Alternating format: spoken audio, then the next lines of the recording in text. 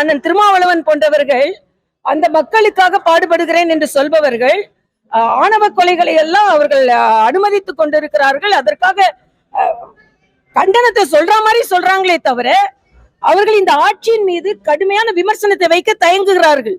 வெளியே சொல்றாங்களே தவிர அறிவாலயத்துக்குள்ள போயிட்டு நான் எப்படினாலும் நாங்க கூட்டணி தான் இருப்போம் அப்படின்னு சொன்னா ஆணவ கொலை அதை தடுக்கப்பட வேண்டும், வேங்கை வயல் மாதிரி ஒரு நிகழ்வு நடக்கக்கூடாது என்ற ஒரு உறுதியாக சொல்லுகின்ற தன்மை அவர்கிட்ட இல்லை என்பதுதான் எனது கருத்து. அதனால அவர்கள் சட்டம் ஒழுங்கு பாதுகாக்கப்பட வேண்டும். அவரே பல முறை சொல்லியிருக்கிறார் கொடிக்கம்பங்கள் அகற்றப்பட்டிருக்கிறதுன்னு. ஆனா எதிர்ப்பை வலிமையாக பதிவு செய்வதற்கு பாய்ந்து வருகின்ற விடுதலை சிறுத்தைகள் பதுங்குகிறார்கள் என்பதுதான் எனது கருத்து.